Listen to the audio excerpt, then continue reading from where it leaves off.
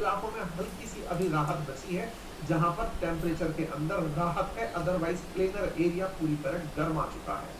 तो चलिए इसके कारण को समझते हैं। आप में से बहुत सारे लोग इसके पीछे का एंथ्रोपोजेनिक कारण बताएंगे कि सब मानव जन्य कारण है, इंसान ने ही ये सब किया है। बिल्कुल आप सही कह रहे हैं, लेकिन इंसान की अपनी एक लिमिट है और प्रकृति की अपनी एक लिमिट है। और प्रकृति कहां तक नुकसानदायक हो सकती है यदि इंसान ने उसके साथ छेड़खानी की, तो उसके नमूने को समझने का प्रयास करते हैं।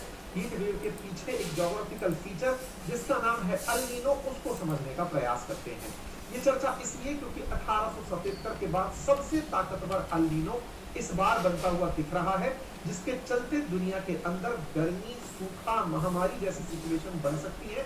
जो पहले 4% आबादी को खा गया था, वैसा अल नीनो 2026-27 में बनता हुआ दिख रहा है।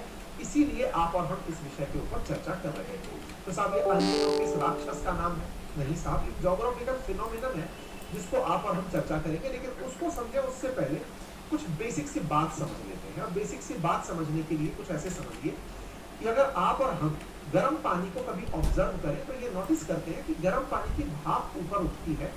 जहां पर वो उठती है, जितना ऊपर जाती है कंडेंस होती है, पानी की बूंद में बदलती है और गिर जाती है। आप घर में भी इस प्रयोग को मल्टीपल टाइम देखे होंगे। अगर घर के किसी बर्तन में आपने पानी बॉईल करने के लिए चढ़ाया है, तो बॉईल होने के बाद पानी अगर किसी प्लेट पर जाकर के टकरा रहा है, वह कंडेंस होता है, कंडेंस होकर बूंद के रूप में नीचे गिरने लगता है। ज्योग्राफी का ये सिंपल फिनोमिनन है, यानी कि गर्म हवा ऊपर उठती है और ठंडी हवा बन करके नीचे, जब ऊपर उठती है और ठंडा होकर के नीचे वापस गिरती है। बारिश के पीछे भी यही कंसेप्ट बताया जाता है।